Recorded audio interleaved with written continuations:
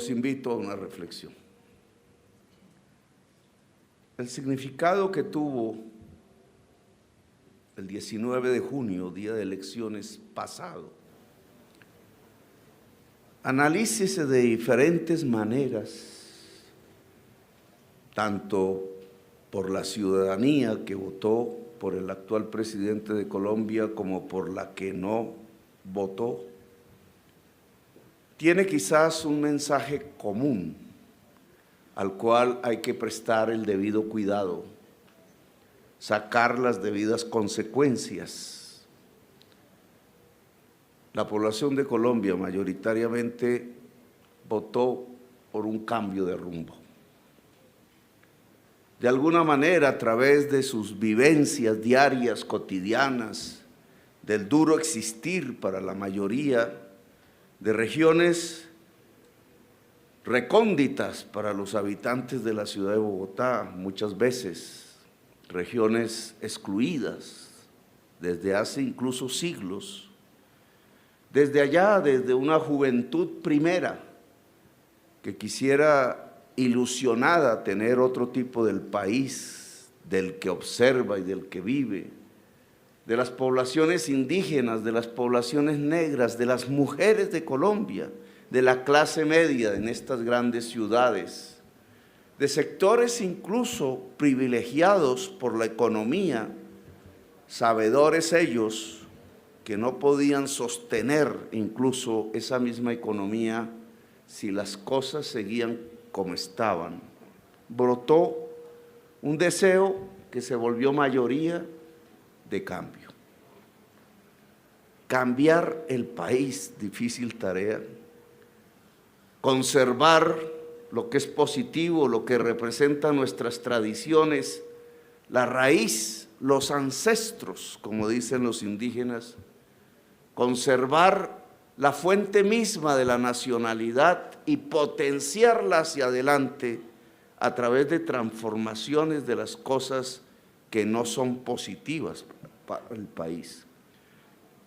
Indudablemente, delante de las fuerzas militares de Colombia, si algo no es positivo para el país, es matarnos los unos a los otros en una guerra fratricida que lleva décadas. Si hiciéramos lectura de la historia, quizás tendríamos que decir que lleva siglos, lo que yo llamaba una violencia permanente, una guerra perpetua. Prácticamente ninguna nación del mundo tiene esa experiencia. Muchas han pasado por conflictos terribles, masacres enteras, genocidios, carnicerías en las batallas, como en la Primera Guerra Mundial allá en Europa, o como los habitantes que sufrieron la bomba atómica allá en Hiroshima, o como los judíos, las personas de religión judía que tuvieron que sufrir en los campos de concentración el genocidio.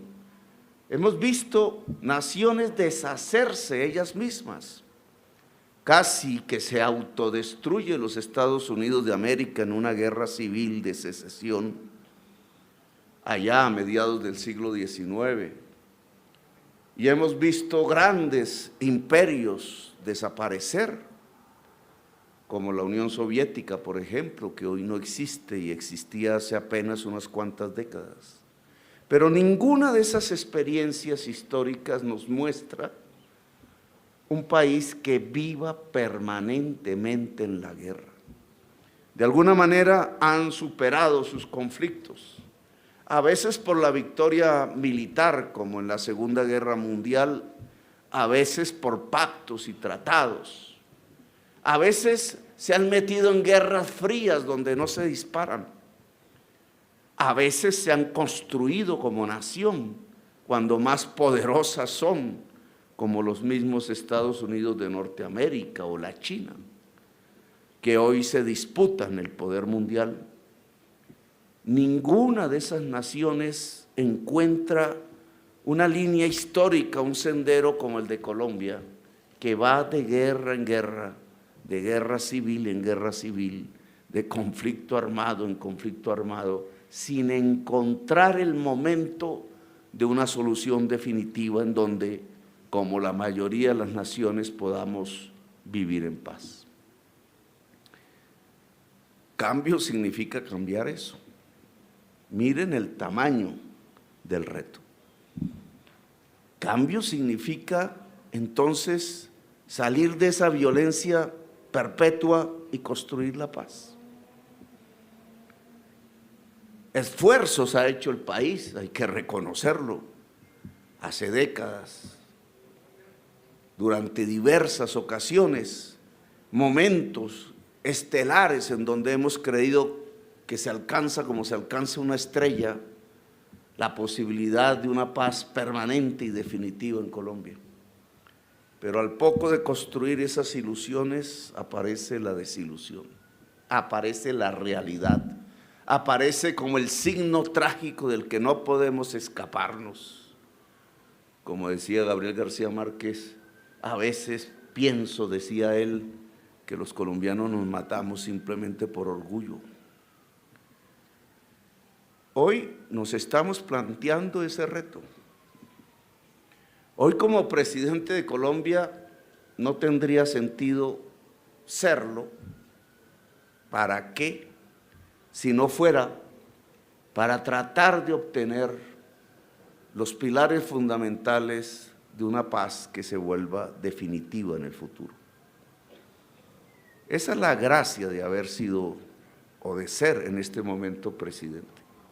Condenar a Colombia a la guerra, a la violencia, no merece la pena una medalla, no merece la pena ser mencionado en papeles de los libros de historia, en palabras, ni por las generaciones futuras, porque eso no se merece una sociedad, un país. Pasaremos indudablemente a la historia, no solo yo, sino todas las personas de esta generación, de este momento de Colombia, pasarán a la historia todas y todos ustedes, soldados o generales, si construimos la paz. Es un momento de la historia. Podemos asumirla o no. Claro que hay momentos en donde la paz no es posible. Quizás a eso se enfrentó Bolívar. Quizás como guerrero, como todos conocemos, fue el mejor. Quizás fue acumulando victoria y victoria, batalla tras batalla, conociendo a sus hombres y a las mujeres que había en ese ejército libertador, campesinos, la mayoría, indígenas, negros, la mayoría, llaneros del pueblo, la mayoría. Quizás se sintió guerrero, pero desde las alturas de lo que él llamaba la gloria, descubrió una inmensa soledad, una tristeza.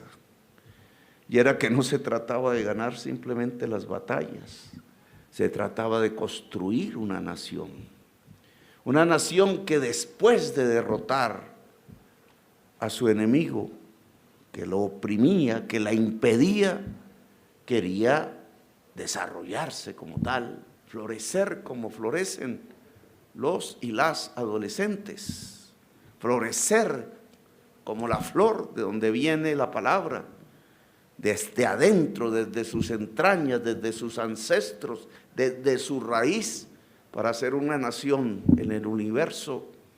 Y allí Bolívar fue comprendiendo quizás que el mayor triunfo no era su última batalla militar, sino que el mayor triunfo era precisamente la construcción de una nación pacífica. Y en ese sueño y en esa tristeza quizás de no alcanzarla, murió.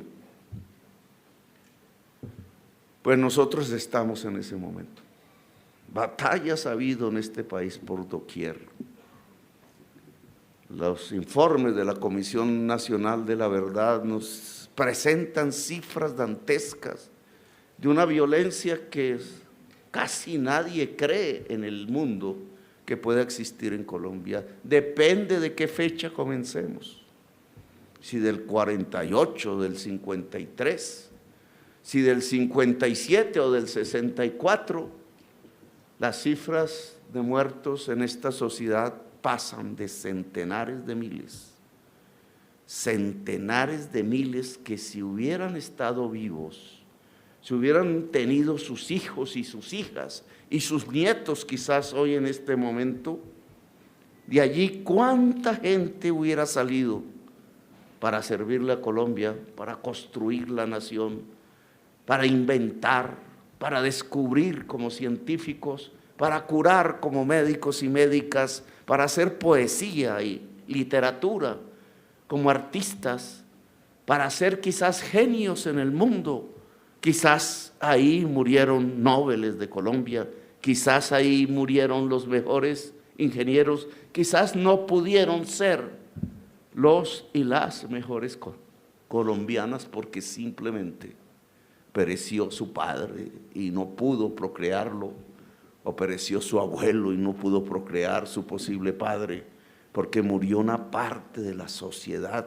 Y cuando las sociedades pierden una inmensa parte en manos de sus propias manos, no son sociedades victoriosas, son sociedades que se autodestruyen, son sociedades derrotadas. De alguna manera nos hemos derrotado a nosotros mismos. Por eso me parece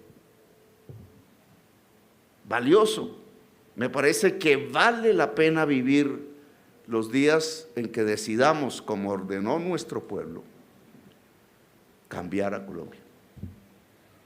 Es una orden del pueblo. El pueblo nos manda, manda al soldado, manda al general, manda al presidente y sus ministros. Si este es el intento de construir una democracia de verdad, profunda, multicolor, como la llamo en mis discursos, el pueblo manda. Y el pueblo ha mandado un cambio, cambiar el rumbo. ¿Qué nos implica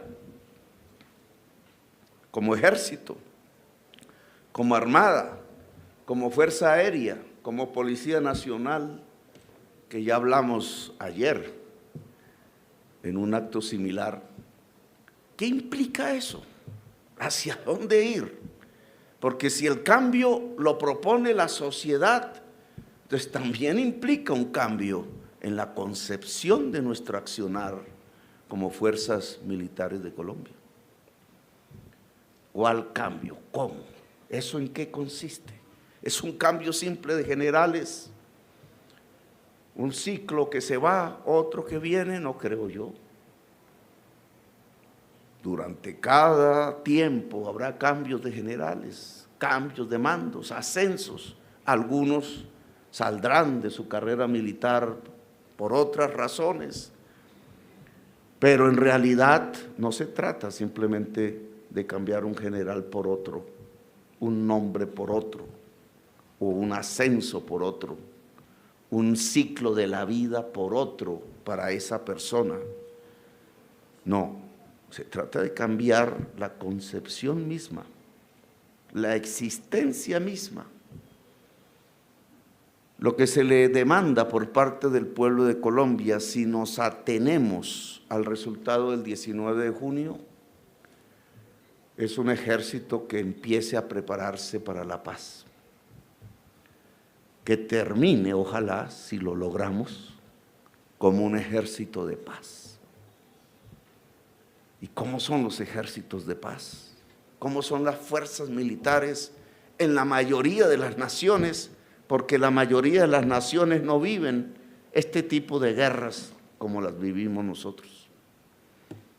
¿Cómo es esa existencia de un cuerpo armado que la Constitución designa como fuerzas militares en una sociedad en paz? Yo creo que de esto debemos empezar a hablar, no solamente de cómo nos preparamos para la guerra, que hay que hacerlo, sino también de cómo nos preparamos para la paz.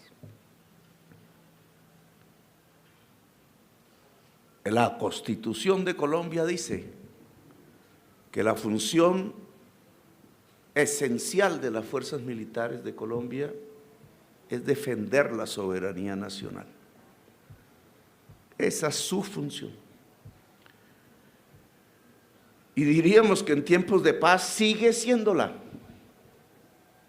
La defensa de la soberanía nacional, de la tierra, del mar, del aire, incluso más allá del aire, que la Constitución dice es el territorio de Colombia, de su población, porque al final entre el aire, la tierra y el mar, lo que vive es la gente, el ser humano, su existencia, su equilibrio con la naturaleza. Las fuerzas militares entonces continúan en tiempos de paz cumpliendo una función constitucional, defender la soberanía nacional. ¿Qué puede afectar nuestra soberanía? Hay que investigarlo y hay que prevenirlo. La función de prevención es fundamental. Yo diría, puede afectar nuestra soberanía nacional el empoderamiento de carteles extranjeros de la droga que cada vez dominan más nuestro territorio. Cambio que ha sucedido en los últimos años, que no era así hace 20, ni 30, ni 40, pero que hoy existe como una realidad, una nueva transformación del crimen a una escala que no nos imaginábamos. Decía ayer, si queremos pintar en un mapa de América las ciudades más violentas, algunas colombianas, encontramos indudablemente un mapa internacional, americano, de rutas del narcotráfico que ya no se jalonan desde Colombia, sino que se jalonan desde el extranjero en muchos casos. Nos toca integrar entonces acciones multinacionales a estas alturas de este proceso para poder determinar cómo podemos bajar esas tasas de homicidio, es decir, esa violencia. Quizás ya no podemos bajar la violencia en Colombia sin bajar la violencia de Guatemala o de Haití o de Honduras o de México o de Baltimore o de Nueva Orleans, porque todas esas ciudades van haciendo parte de una escalada, de una ruta, de una nueva realidad del crimen, que es el crimen multinacional. Ese crimen multinacional puede traer aquí armas poderosas, quizás, más poderosas que las que podemos comprar muchas veces. Ese crimen internacional puede reclutar aquí personas, puede traer mercenarios y extranjeros y volverlos parte de la violencia colombiana. Ese crimen internacional puede dominar territorios en Colombia, quitarnos mares, quitarnos ensenadas, quitarnos playas, usar golfos sin nuestro permiso y sin el permiso del pueblo, usar nuestro mar, usar nuestro aire, es decir, destruir nuestra soberanía nacional. ¿Cómo quitamos ese riesgo de la historia y del futuro de Colombia?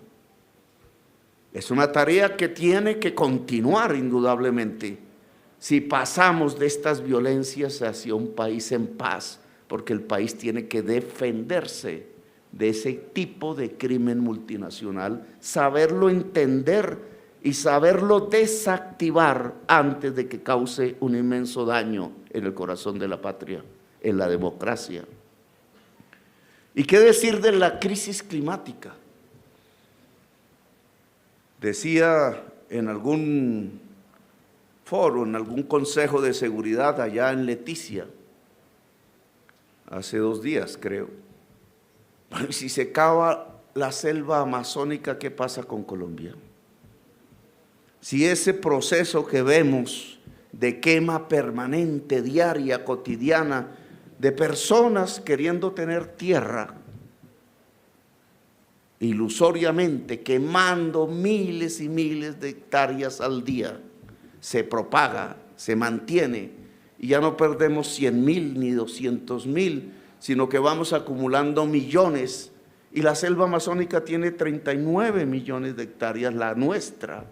¿Qué pasa con nuestro país? Si lo estudiamos bien, si le ponemos atención a la ciencia, nuestro país se queda sin agua, porque es la selva la que produce a través de las copas de sus árboles el vapor que las corrientes, los vientos forjan como ríos aéreos, así los llaman, trayéndolos hacia los páramos de nuestras cordilleras, y allí se convierte en el líquido que configura el Amazonas y el Cauca y el río Meta y el Magdalena y los principales ríos de nuestra patria, quizás todos. Si se quema la selva amazónica, no hay agua en Colombia. Y si no hay agua en Colombia, nos pasa lo que sucede en Centroamérica. Nuestro pueblo se va hacia el norte, en éxodo.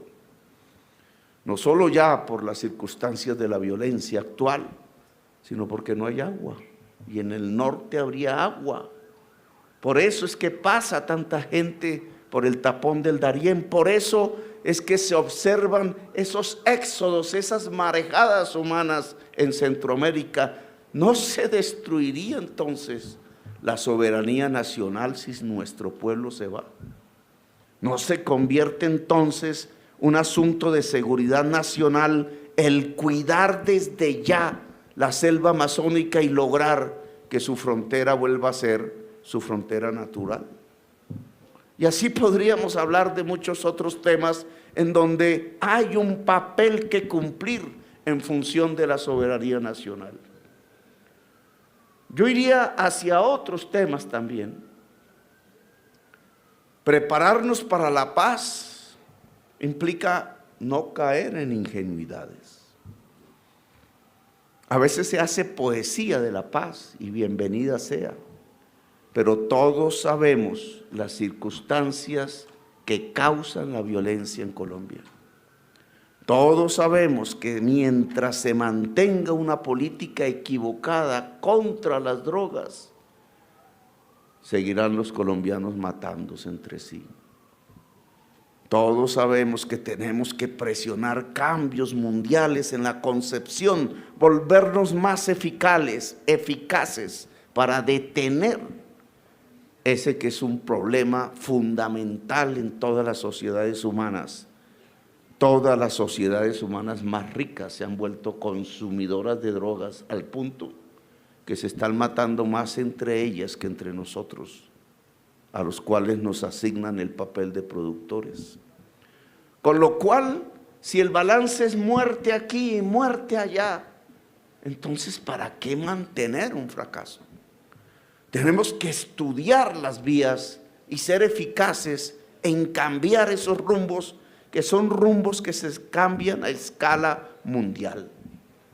Por eso que las fuerzas militares desarrollen centros de pensamiento, de investigación, de tanques, como llaman en Norteamérica, para conocer a profundidad lo que pasa en el mundo, sin prejuicios, sin ideologías previas, sin doctrinas, porque la ciencia no se mueve con doctrina, se mueve con investigación, con saberes plurales que tienen que ser o tienen que establecerse al interior de las fuerzas militares de Colombia.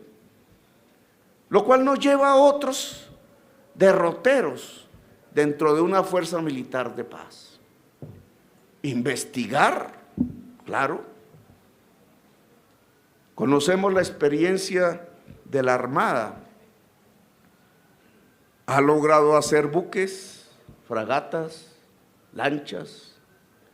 Ha logrado mantener vivos unos astilleros. Ha logrado dar un paso en la industrialización de Colombia. Si esa experiencia la recogemos, podríamos encontrar otra función de las fuerzas militares que lo ha sido en muchos países desarrollados hoy del mundo. Pongo solo el ejemplo de Japón. Las fuerzas militares pueden ayudar a industrializar el país a partir de su propia industrialización. Es a través de la industria militar como se puede jalonar una serie de iniciativas privadas, grandes, medianas, pequeñas, incluso populares, como hacer un uniforme y ser un motor de la industrialización de Colombia, ser un motor de la modernización de Colombia. Eso hizo Japón antes de que entrara en guerra, cuando estaba en paz. Yo propongo que las fuerzas militares de Colombia nos ayuden a industrializar a Colombia. Y podríamos mirar las fuerzas militares de los Estados Unidos y encontraríamos que se inventaron el Internet. El Internet es un invento militar, hecho con fines militares, de defensa. Pero miren lo que ha producido el Internet en estas últimas décadas en toda la humanidad. Prácticamente cambió el derrotero de la industrialización. Es una investigación militar lo que provocó el cambio de los patrones tecnológicos de todo el capitalismo actual mundial, de todo el mundo. Entonces la investigación y la industrialización pueden ser objetivos legítimos y absolutamente fundamentales de unas fuerzas militares disciplinadas que se pongan en esa tarea. Yo los invito a hacerlo.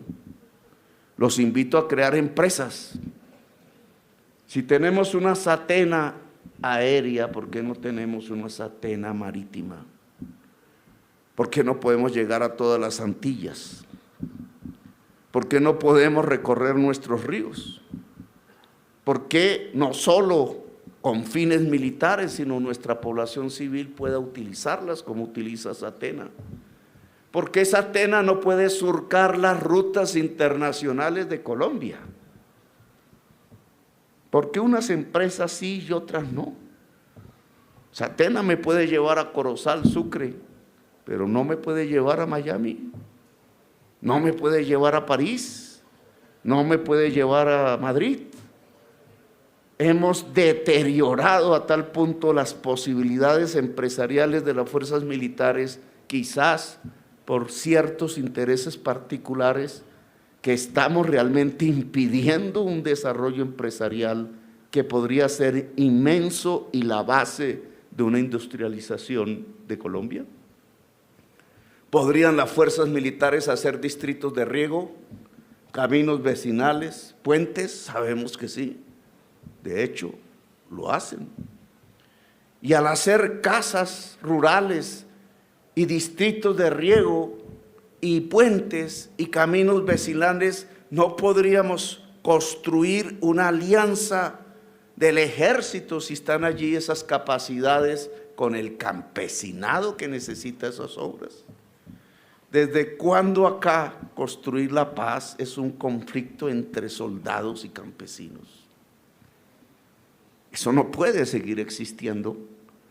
Hay una filósofa de apellido Arendt, creo que era austriaca, judía, perseguida por los nazis, terminó de profesora en los Estados Unidos, muy famosa, que escribió sobre la democracia y subrayaba siempre en sus investigaciones que la base de una nación es el campesinado.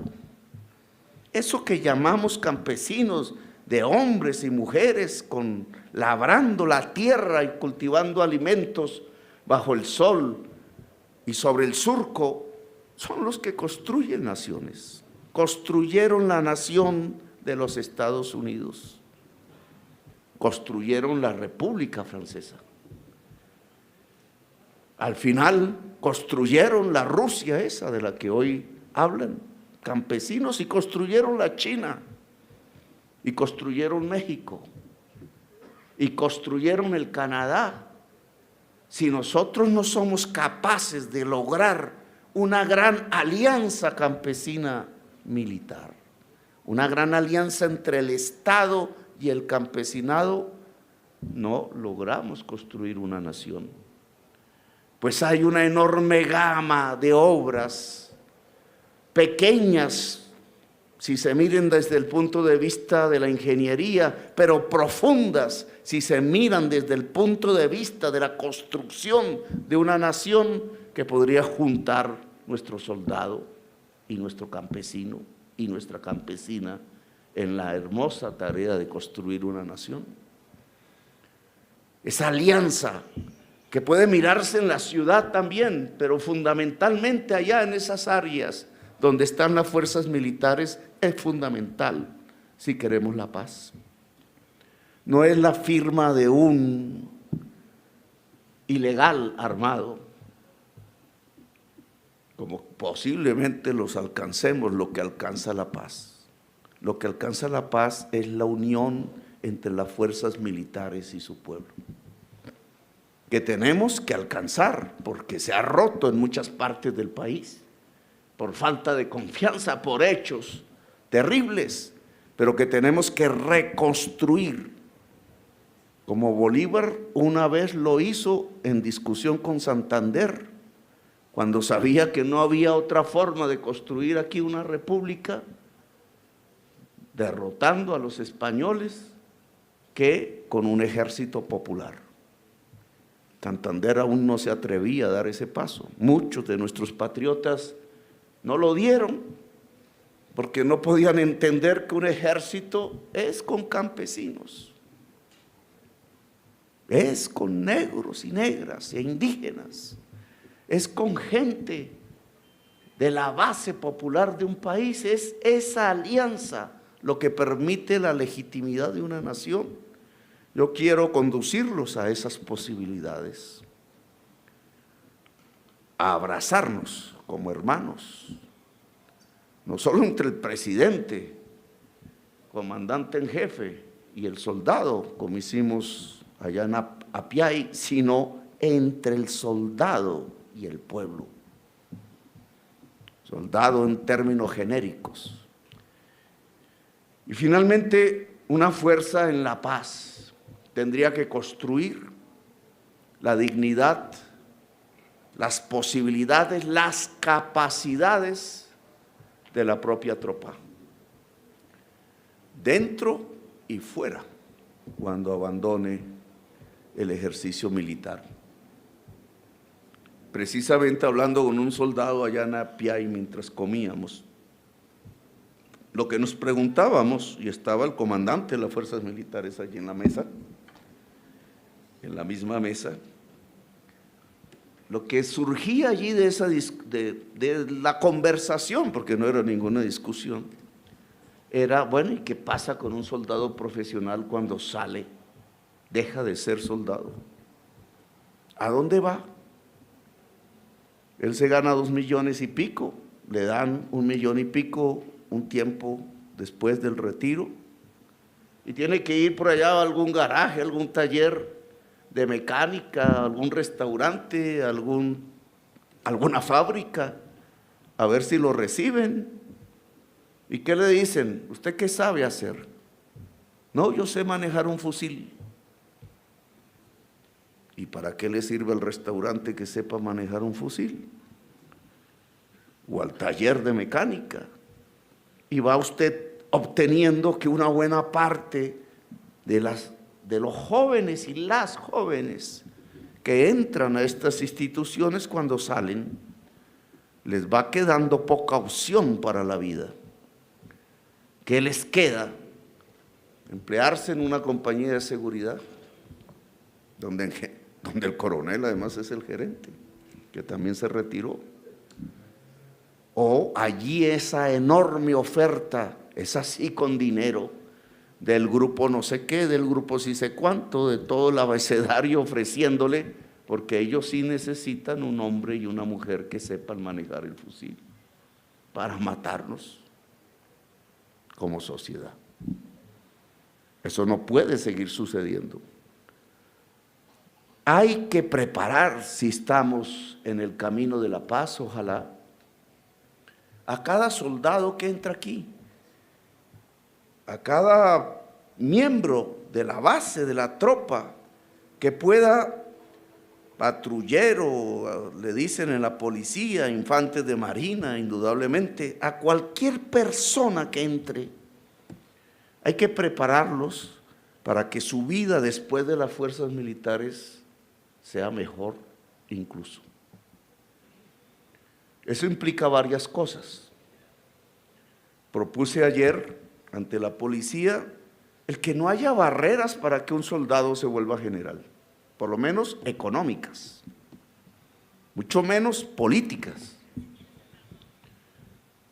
La manera de lograrlo implica un cambio en precisamente las formas como se estudian en estas escuelas. Si el soldado puede ingresar a la escuela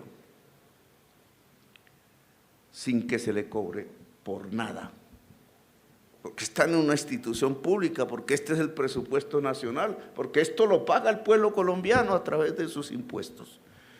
Tanto la escuela como mi salario lo paga el pueblo.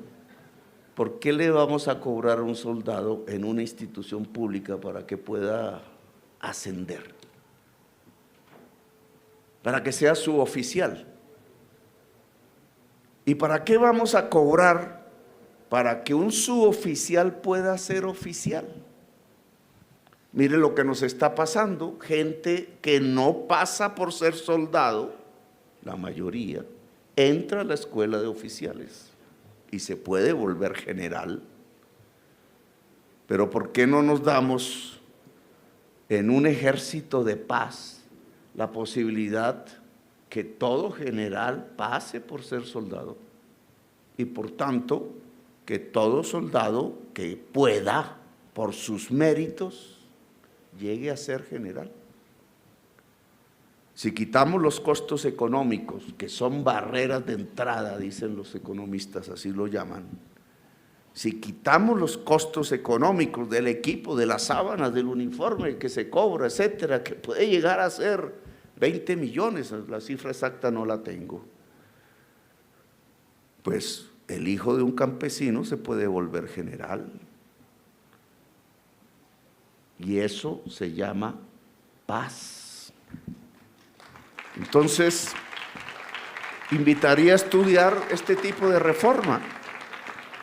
Sí, nos quita una diferenciación social al interior de las fuerzas militares en general, pero vuelve a las fuerzas militares populares, juntas al pueblo, base de la democracia, base de la nación. Y los invitaría, y estudiémoslo presupuestalmente, al menos a nivel de los soldados profesionales, y habría que mirar sus equivalentes en las otras fuerzas, que toda persona que entre con la idea de hacer carrera militar, con vocación militar, no transitoriamente, no porque tocó, sino porque quisiera quedarse aquí, esa persona pueda lograr la educación superior con el presupuesto nacional. El hecho de ser soldado debería garantizar la posibilidad de obtener un título profesional en todas las opciones académicas que puedan existir en la universidad pública. O volver esto universidades públicas, o las que ya existen, volverlas más amplias, o hacer todo al mismo tiempo, de tal manera que un soldado cuando salga profesional, por cualquier razón, porque se enfermó, porque su físico no dio, porque se aburrió y decidió salir a la sociedad, tenga las opciones para poder vivir. No tenga que volverse mercenario de un ejército ilegal, ejército ni siquiera de una banda ilegal, solo porque sabe manejar un fusil. No tenga que degradarse, como me tocó verlo en el Bronx. No tenga que irse por allá de mercenario a otro país. No tenga que sacrificar su propia existencia en el hambre en la imposibilidad de sacar una familia hacia adelante, quizás, sino que tenga toda la capacidad para prosperar en la sociedad civil que allá afuera no lo está esperando, pero de la cual debe hacer parte. Darle al interior de su carrera militar, cualquiera que sea el rango al que llegue, la opción de tener las capacidades una vez abandone la fuerza militar de poder vivir con dignidad. Eso es dinero, presupuesto. Quizás eso cambia las prioridades de la inversión y del gasto del presupuesto nacional en las fuerzas militares. Pero unas fuerzas militares en transición o en la paz, si la alcanzamos, y ruego porque lo logremos, tiene que tener una prioridad. Primero es el hombre y la mujer que el fusil. De nada sirve la fragata sin los seres humanos. Y el avión supersónico que nos asusta a veces no existiría en los cielos si no está el hombre o la mujer que lo maneja. Por tanto, hay que darle la prioridad al ser humano dentro de las fuerzas militares. Si logramos esa priorización, la sociedad afuera va a entender, la sociedad afuera va a imitar, las posibilidades de la solidaridad serán mayores.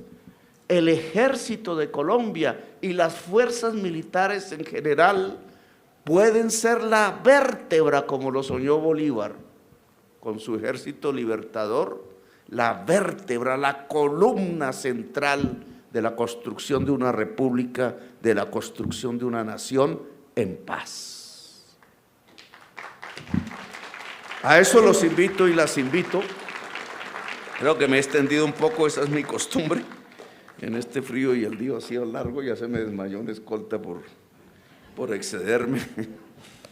Y los generales me han acompañado durante todo el día en el país, yendo a regiones, porque es que toca estar en el territorio. No hay otra manera de, por lo menos entender. Puede que fracasemos, pero entender el país implica poner las botas en el barro. Eso no se hace de otra manera.